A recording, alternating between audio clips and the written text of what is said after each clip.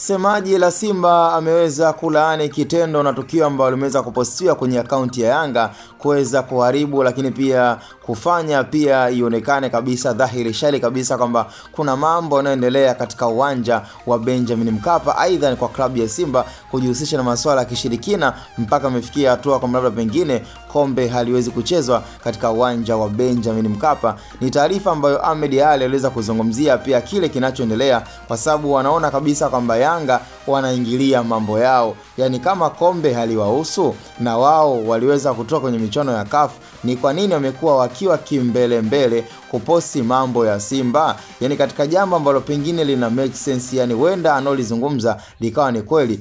Of course tunajua kabisa ni finali ya kombe la shirikisho ambayo inawahusu Simba pamoja na RS Berkane ya Morocco. Iwaje sasa Yanga waingie kwenye akaunti yao na peji zao waanze kuposti masuala ya Simba huku wakianza kukashifu finali? Na katika swala ambalo pia aliweza kuzungumzia ni kwamba katika finali ya Yanga na USM Alger ambayo ilikuwa ni katika finali ya kombe la shirikisho, unaambiwa Simba haikuweza kujihusisha na kuposti wala kuzungumzia masuala ya finali ya Yanga ama kuwazushia ama kuwakashifu. Lakini wanashangaa sana kuona Yanga wamekuwa na kimbelembele, wamekuwa na shobo dundo kuwaposti klabu ya Simba na kuleta pia kashfa ambazo kama unaweza kuona waliposti yani katika uwanja wa Benjamin Mkapa wakiwa wanatoka mbuzi, na ilikuwa ni kama dongo, kama kashfa ya kuonyesha Simba kama pengine labda kitendo cha kunyimwa uwanja ni kwa sababu ya ushirikina wao. Hayo yote yaliweza kupostiwa na Ali Kamwe, msemaji wa klabu ya Yanga,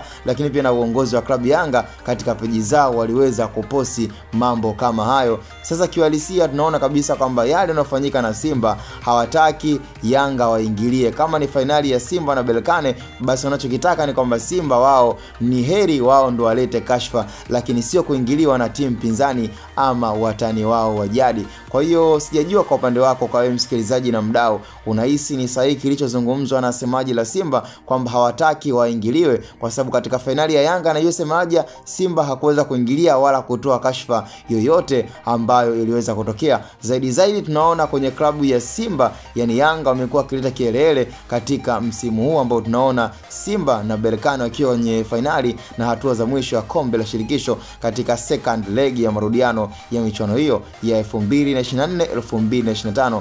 Cha msingi tukutane kwenye comment. Ni Hatuboy Media.